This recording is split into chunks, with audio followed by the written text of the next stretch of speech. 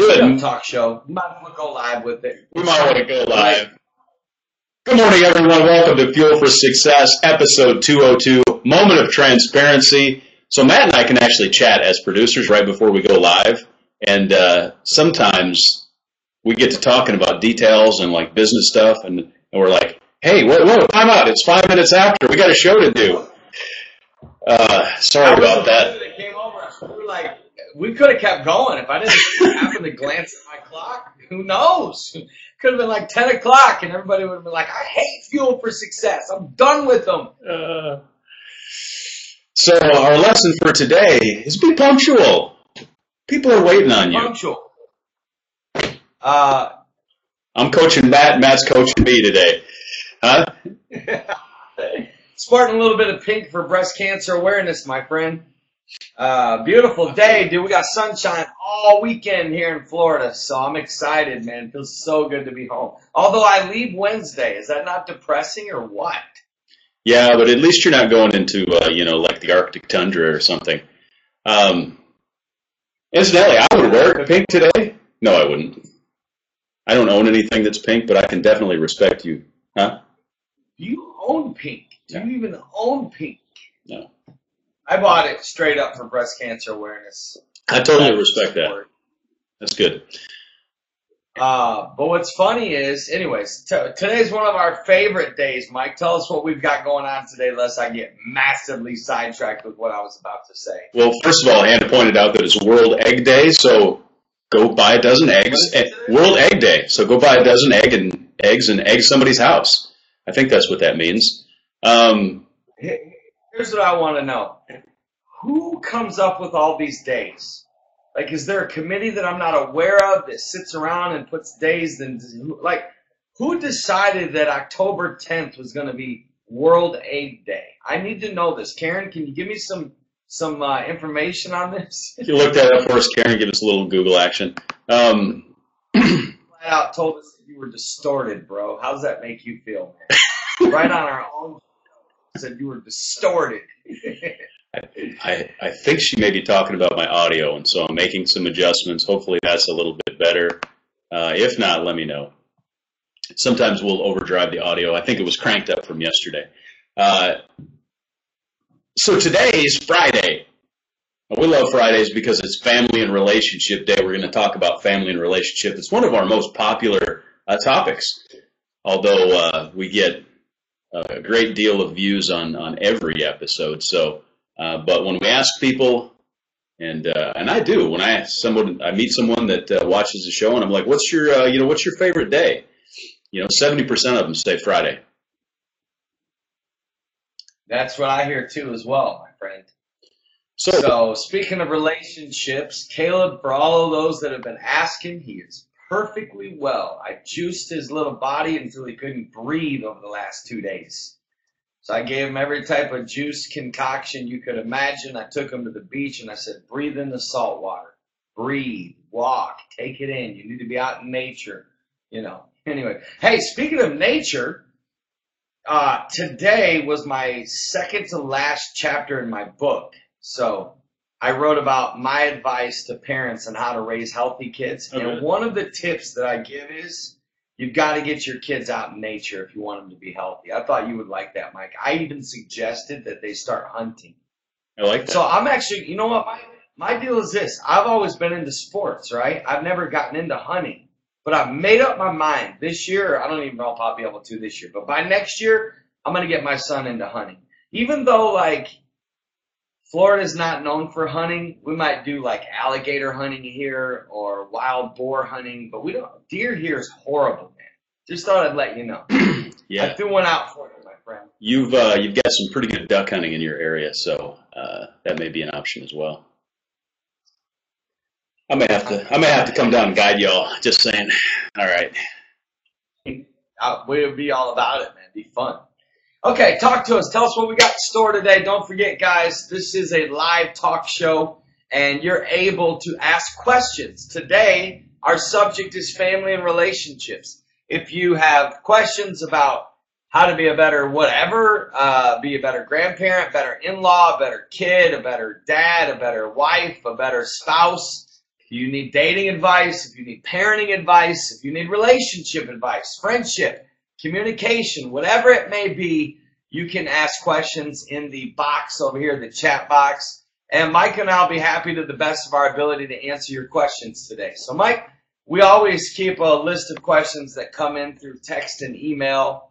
And while people are typing in their questions for today, tell us what we've got in store, my friend. Sure thing. Just quickly, apparently there's a little controversy about when actual Egg Day is. So there's apparently more than one committee. So if today's World Egg Day, National Egg Day in the U.S. is in June. So if you're American, egg some foreigner's house today, I think is what that means. Egg the Canadians. Egg the Canadians. If you're anywhere close to the border, just start lobbing eggs over the... Just kidding. Don't do that. We love Canadians. Anyway, back to the topic. So here's a question that I find really interesting, and I'd love to get your take on. And, and we've talked a lot before about family. You know, you don't get to necessarily choose your family. And so sometimes there's difficulties in relationships. And let's say someone's got a family member that is standoffish and maybe doesn't really want a relationship. How do you approach that? And that can be, that can be really crippling to the overall health of the family. Maybe it's not an immediate family member. Maybe it's an uncle or an aunt or someone like that. Yeah. And how do you get closer to that family member that really is pushing you away and doesn't really desire a relationship, I guess? Look, man, the best thing I ever did was move 1,000 miles away from my family. By far the best thing. Now, having said that, family, if you're watching, I love you. But it was the best decision I've ever made. I can't deny that. For many, many, many reasons. And that's not even for this show because I don't even have time. I would have to write 3 books about that. But anyways, Mike, that's the reality of life. That's just something we're all going to have to accept. That, I don't know of one family that doesn't have dysfunction in it. I've never seen it. I mean, there is so much dysfunction in families. It's unbelievable. It's unbelievable the amount of relatives that do not speak. Parents and kids, brothers and sisters. It's mind-blowing to me how 10, 15, 20 years go by and relatives don't speak to each other over the pettiest stuff. So what do you do when a family member doesn't want a relationship with you? You do 3 things. Okay, number 1 is you accept it, because most likely, even if they don't want a relationship with you and you try to force it, it could make it worse. It could make it worse because you could totally devalue yourself in the process of forcing yourself on someone that doesn't want a relationship. Right. You completely devalue yourself. Number 2 is, you can go with just a straight up open communication attempt of, hey, I want to let you know I want to have a relationship with you. I'm getting the feeling that you don't. If you don't, I will respect that. I just want to know straight up from you. Because a lot of times we perceive things like we talked about yesterday, or whatever, one day this week we talked about it. We perceive things that are not true. Right. I think we talked about it on Tuesday. So nothing beats open communication, just coming out and asking. And then, of course, number 3 is, if it's someone that doesn't want to have a relationship with you because they're hurting and maybe they're grieving or maybe they just lost their job, they're embarrassed, maybe they got sick, maybe they're massively overweight. See, a lot of times, remember this, you can't love others unless you love yourself. So a lot of times you're dealing with people that actually hate themselves. And your passion for life, I know my passion, not everybody in my family, not everybody can handle it. Like literally they don't even get my life. Right. And that's just part of it. They just don't get it. It rubs them the wrong way. My whole lifestyle, the way that I live my life, the way that I do everything, the way I parent. The fact that I literally do not let my son drink Coke. Literally. Like I say no. Like, no, you're not allowed to. I say no to Coke like any other parent says no to cigarettes. Like, I am as against my son drinking Coke as you are against your kids smoking cigarettes. That's how strong I feel. That rubs some of my family the wrong way. That rubs friends the wrong way. Like, wow, how can you be so extreme? Like, what do you mean? How can I be so extreme? I don't want him to die. I don't want him to drink poison. Are you kidding? Like, do I let him drink glass cleaner because he likes blue and it looks like blue raspberry or whatever? No. I'm not going to let him poison himself. I know this isn't our health show, but I am in the middle of writing a book about health, and I just wrote about this morning. But you know, Mike, you can kill them with kindness. You know, there's some family that you have that don't appear to want a relationship because they're so insecure, they hate themselves, and you can move from being the 100% giver in that relationship, and you can serve them and love them. Love never fails. So you can kill them with kindness, love them, and understand you're not going to get much back because they hate themselves. They're insecure. They have toxic emotions. So all three of these things that I mentioned are possible. One is accept it and move on. Yeah. You know, if it's true, if it's just that they don't want to have a relationship with you, you have to accept it and move on. You know, don't devalue yourself in the process. Right. I really like that concept, because what you don't want to do is you don't want to create your own sense of self-worth based on someone else's acceptance of you. And so you really almost want to step back and evaluate the situation and say, why is it so important for me to have a relationship with this person? And maybe it's just for, you know, family unity and continuity and that sort of thing. And that's a valid reason. So I really like what you said, the three different options, and the concept of giving 100% to a relationship without any expectation of return.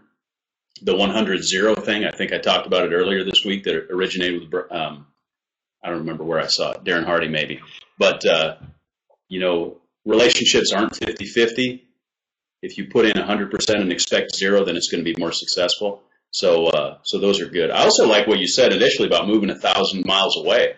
You know, one of the best things that my wife and I did when we were first married was we moved 4.5 hours away. We were alone in Cedar Rapids, Iowa, had no relatives there. You know, the closest relatives were up here in the cities. It was 4.5 hours away. It was the best thing we could have done. Mike, people laugh when I say that. I'm really not kidding, and I don't mean that disrespectfully. Right. At all. But, you know, not all of my family is healthy emotionally.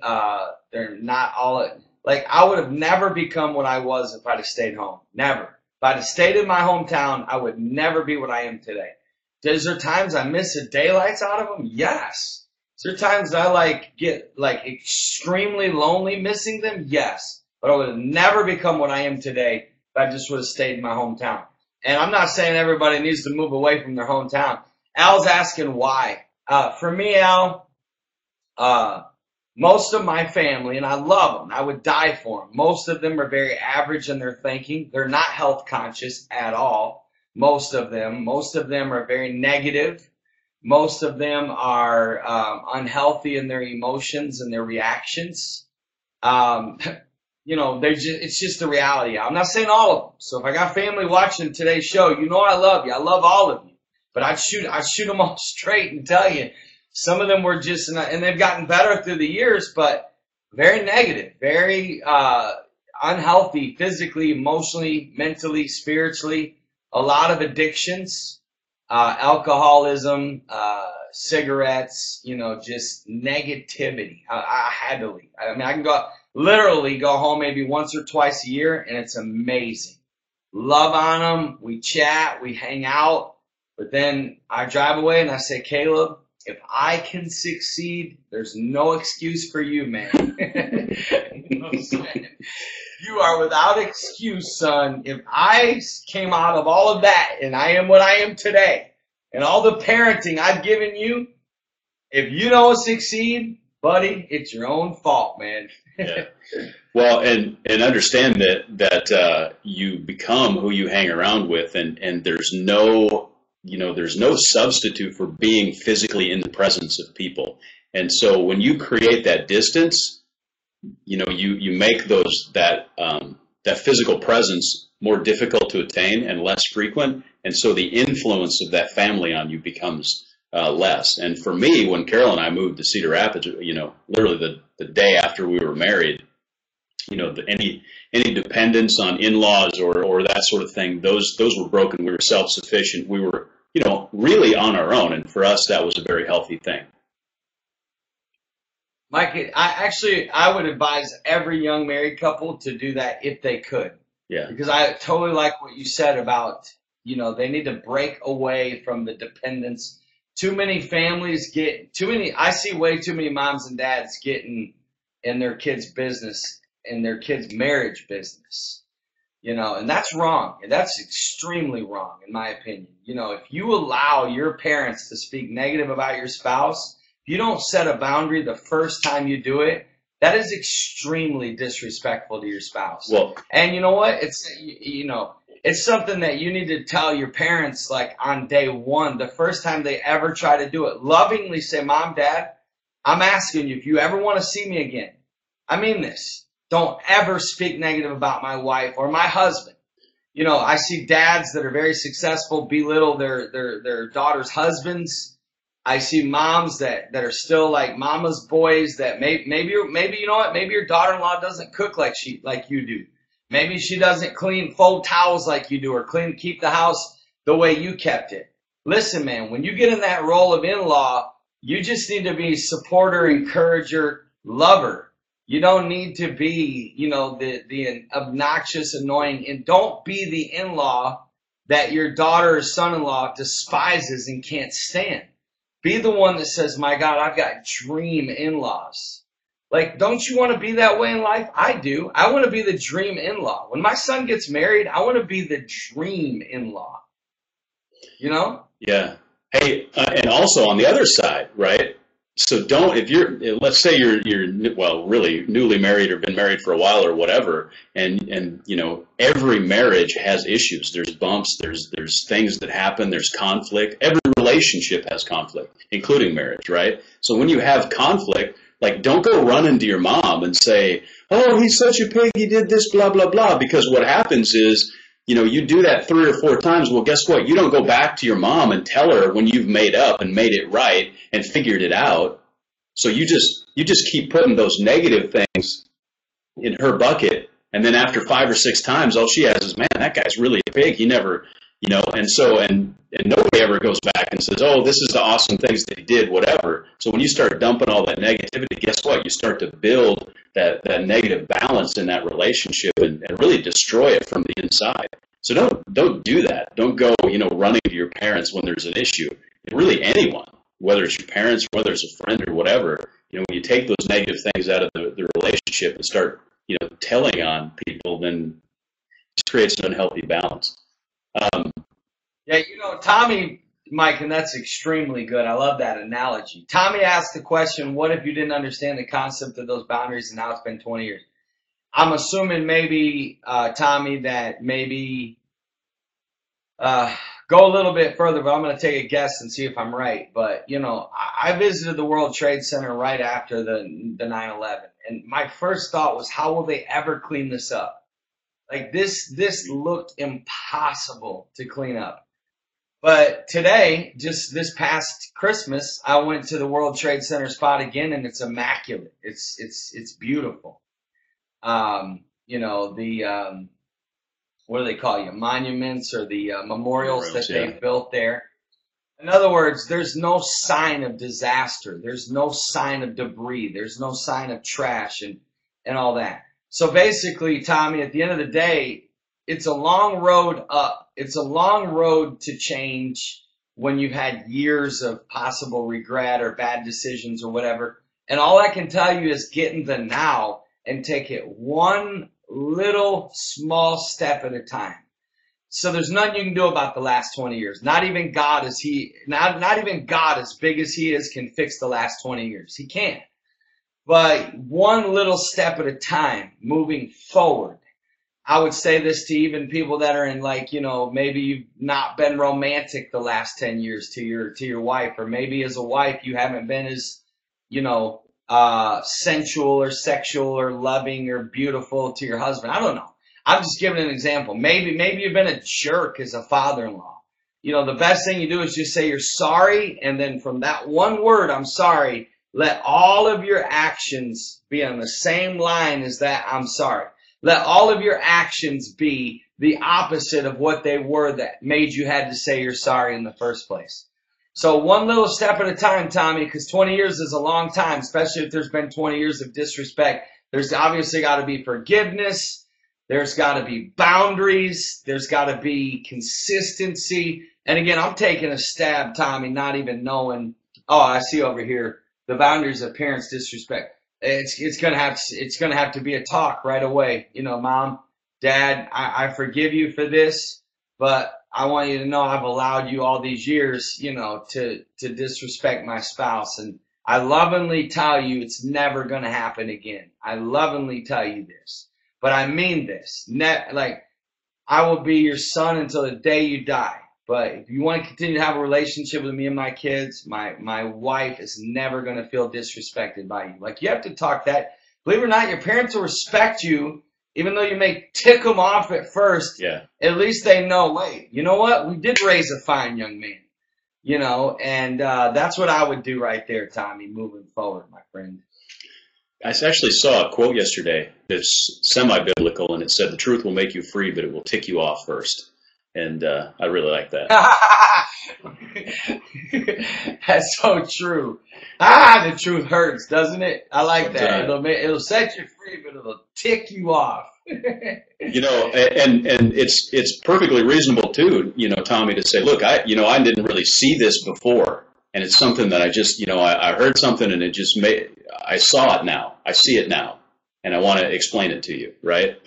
So. Yeah. That helps soften the blow a little bit, right? Rather than saying, look, I've been ticked for 20 years at you, and here's the problem. Rather than that, you say, look, this really just, my eyes have just been opened to this, and I see now that it's a problem, and so can we deal with it? Yeah. And you know what? This is why I say everybody needs to read the book Boundaries. Because in every relationship, friendship, parents, kids, husband, wife, there needs to be boundaries. There needs to be boundaries with your parents. You know, even let's say you're not married. Let's say you're 21 years old. There comes a point when you need to look your mom and dad in the eyes lovingly and say, now, Mom and Dad, listen, unless I ask you for advice, you know, like, I don't plan on continuously giving Caleb advice as he gets older. That's why I'm polluting him with it now. I mean, every day, every video, every letter, you know, you name it. Because I don't want to be the dad that's like, you know, sooner or later, you got to let your kids grow up. You got to let them fall. You got to let them grow. You got to let them make mistakes. I know we don't want our kids to make the same mistakes we did. But, you know, at the end of the day, my friends, you know, your kids, they've got to be able to be free to be adults without you continuously mothering them. Yeah. You know, it's like, I know young men that are cowardly, wussified, sissified, limp-wristed, just sissies. Because their mommies keep being their mommy. Like, when you're 25, you need to quit being a little mommy's boy. Yes, you. If you're watching Fuel for Success today and you're a little mommy's boy, you know what? Stop being a mommy's boy. You know, it's like, it gets annoying to me sometimes because I've seen it, and I've seen these. And they're horrible husbands. Mommy's boys make the worst husbands. If you're dating someone and they're a mommy's boy, red flag, red flag, red flag. Because I'm going to tell you right now, they will be horrible. Boys that grow up spoiled by their mommies. I'm not talking about loved. I'm not talking about cared for. I'm talking about spoiled. You know, I know moms that are still making their kids' bed at 16. Are you kidding me? We've talked about this, but are you really kidding me? You're really making your kids bed at 16? Do you realize what a horrible husband you're making out of them? Like, it's going to be your fault that, A, they're probably not even going to be able to find a wife because they're going to be so wussified because you mama boyed them their whole life. I believe, you know what I believe? I believe that's one of the reasons why so many feminine men, because of too much mommy boying. I can't argue with that. I concur 100%. Hey, there was a question that came in a little bit ago, and I think Melody asked it. It's a little bit different topic. You still have that? She'd asked about, you mentioned things not to say at a funeral. And she said, what about, relatives or friends or people around you that have chronic illnesses? And how do you handle that situation? And I think that's a great question. It's a little bit change of topic, but we've got a few minutes here. I'm sorry I went so off on the mommy boy thing, but I got to be honest with you. It's irritating to me. I agree. It's irritating. I've had to try to, as a life coach, many years working with some of these young men. I'm like, and same thing with grandma mom boy. I see a lot of grandmas that baby their grandkids. I'm for the love and affection. I'm for the babying when they're a baby. Pat their little butt when they're a baby, but not when they're 16. If you are always bailing your kids out as teenagers and young adults, you are actually crippling them mentally. You're stifling their creativity. If you figure everything out for them, you bail every time they get in trouble, you as a mom or dad or grandparent bail them out, you're actually hurting them. You're actually not helping them. You're killing their fight. You're killing their resolve to make things happen and to figure it out and to be creative. Like, you are ruining them as an adult by continuously bailing them out. But anyways, back to our question. I just wanted to make sure everybody know that I'm really not mad. I'm just irritated at people that don't see that there comes a point where you got to stop babying your kids. Let me give you a good positive example, because my mom is amazing. My mom needs to be on this show. Okay, we'll make that happen. But my mom's like, 105 pounds, huh? I would love to interview your mom, man. My mom's a Spitfire, redhead, 105 pounds. And I remember, if I was 9 years old, riding the bike in the gravel driveway and crash and gravel everywhere, she running over, no, she's there with a Marlboro clenched between her teeth. She's like, get up and do it again. All right, Mom. Because I was a boy, right? That's so good, Mike. I'm sorry, but the Marlboro comment got me, man. Could you show us that again? Okay. Now I'm I love that. That's why you're such a beast now. Yep. It's so funny. I know, I'm the same way. The other day, my son was at his training for baseball. And, the coach hit a rocket at him, and it hit him in the eye because, it hit hard, dude. And Caleb just kind of shook it for a minute. He's like, you want to go check it? I'm like, no, hit it harder next time. He needs to learn to use his glove. So, Mike, I just wish I'd have had a marble at that. Like, that analogy right there of your mom, I can just see her doing that. Yeah, let's get her on the show. I'd love to pick her brain, man. That would be fun. We got a little situation going on with some people that are dealing with chronic illness, what to say, what not to say. Yeah. Who originally asked the question? Melody did. And what'd she ask again? She said, what are some things that you don't want to say around people that have chronic illnesses? Well, some of it's just purely obvious, as far as just depending on, depending on what the illness is, So what I've learned is a lot of times what I do, if it's someone I'm close to, is I'll say, hey, listen, I obviously care deeply about your illness and your situation. Because of that care and because of that, it's made me curious. I would like to ask you some questions about it, but if that makes you feel uncomfortable and you'd rather not talk about it, I totally respect that. And believe it or not, there's been people that have respected that I said that to them.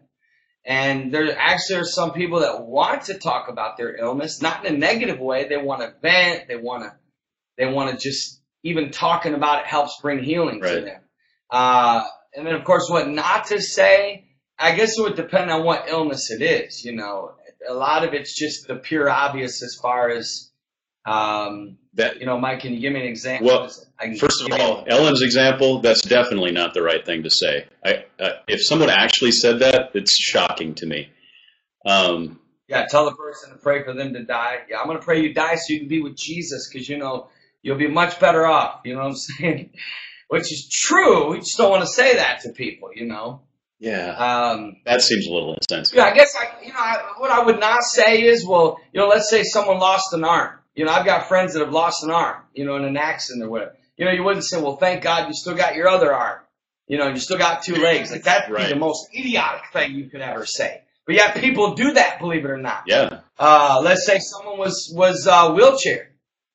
Case in point, my uncle, who you've heard me maybe tweet about or whatever, he got injured in the military and he's been paralyzed since he was 19. I would never say, well, thank God at least you lived, right? Like if he was venting and talking about, what it was like, oh man, thank God at least you lived. Thank God. I mean, it could have been worse. Yeah. Like you don't ever say to somebody it could be worse. Let them say that to you. So you can say it could be worse when you're writing your own blog and telling your own story, but I'm never going to look at Mike. If Mike tells me his house catches on fire, and I'm not going to be like, well, bro, thank God you got your wife, your kids. You know what? Thank God, bro, you were able to grab, your last jar of peanut butter, man. That, you know what, dude, it could have been a whole lot worse, buddy. You know what I'm saying? Like a lot of it's just the obvious, but yet these are some things that people actually do when seeing people. Someone finds out they got diabetes. Well, man, thank God you found out now, man. Otherwise, it could have been a whole lot worse if you'd have found out later, or maybe cancer or whatever. It just depends on what it is, Mike. I think the less you say in a lot of cases, the better. Less is more. And my wife battles with COPD, and it's a chronic illness, and unless God intervenes, it's she'll have it the rest of her life, and it's a struggle, and it's obvious because she has to use nebulizers and that sort of thing. So I've heard all kinds of ridiculous things. Right? First, number one, don't say you understand. Don't say that. Please don't say you understand. Because you don't, right? And I know I live with her, almost 24/7, and I don't even understand. So, for someone else that watches her, struggle to breathe for 5 minutes, like, oh, I totally understand. My cousin has asthma. What? You don't understand, and it's almost insulting. So don't say that, right? But at the same time, at least from my experience, most people that have a chronic illness are willing to talk about it. In fact, they like to talk about it. It's part of who they are, and so they just they'll talk about it. They're not but like almost treating it like it's a secret is not something you want to do either. So. Mike, and spinning off of that, when I went through my divorce almost 9 years ago, I think it's been 10 years now. It's 9 years for sure. Dude, I didn't want to talk to anybody. Like for the first almost 6 months, I didn't answer my phone. I didn't return emails. The number one reason is because 99.9.9.9% of people, unless those that were closest to me, knew what really happened, right? And all these people were starting to, try to give all this advice. And the last thing you want to hear when you're going through a tragedy, whether it's a death, a divorce, a sickness, the last thing that people want to hear is advice. If I could say one thing is just, Mike said it perfect. The less that you say, the better. Sometimes just saying, hey, I'm here. If you need to talk and you need to vent, I'm here. Listen, when people are venting, men struggle with this because men are problem solvers. Yeah. Men sometimes that's why women get so frustrated with this, because a lot of times women just want to be heard. We're listening, but we're solving the problem while they're sharing it. We're like, oh, well, this is easy. Honey, listen, if we would just, and she's like, you know what I'm saying? So, honestly, guys, sometimes, whether it's death, illness, or divorce, sometimes it's better to say nothing. The 3 Ds: death, disease, divorce. How's that? Yeah. What's this? I like what Tommy said. He said when he went through the tragedy, a tough time in his life, he said the best thing that people did, they'd call him, whatever, say, man, I heard what happened. That stinks. So you want to go fishing, right? Acknowledge it and move on. That's good, Tommy. Thanks for sharing that. Yeah, it's very good. It's all about listening. It's all about just being there. And it's literally just, sometimes it's just saying, I'm sorry. So sorry. Like we talked about with death. Yeah. Anyway, Anyways, Mike, this show tends to always go long because, family relationships, there's so much to cover. I tell you what, one of the things I really love is all the comments over there. People give some really good content and really good thoughts and quotes and lessons. So I say thank you to you guys as well. Mike and I are a blessing to you. Many days you guys say things that are a real big blessing to us. Right. And that I really feel encouraged by. And Mike, one of the things that you said too, and I want to reiterate, is telling people that they understand. And we say that out of habit, but in reality, if you don't understand someone's pain, don't say it, because it does make it worse. Because they're like, no, you actually don't understand. You know what I'm saying? And, so just remember, just be conscientious of this stuff. Be a good in-law. Let's sum it up a little bit. If you're a mother-in-law, if you're a mom, don't be babying your little boy anymore. Trust me, he'll be fine, especially if he's 26. He'll be okay. Even if he's got to be homeless, he'll be okay. Trust me, he'll be okay. I work with millions of homeless people, but he'll be okay. All right? At least we'll feed him for you. I promise I will give him a cup of Starbucks coffee on your behalf, Mommy. But let him go homeless. Let him go homeless. It'll be good for him. Let him hit rock bottom and don't bail him out. Do not bail your kids out. Trust me, you'll cause them to grow if you don't. That's right. Hey, good stuff. Thanks everyone for being on here today. I hope you have an amazing, fantastic weekend. It's fall here in the Northland, so it's gorgeous. I'll be thinking of y'all. Love y'all. God bless. Enjoy your weekend, my friends. And we will see you Monday.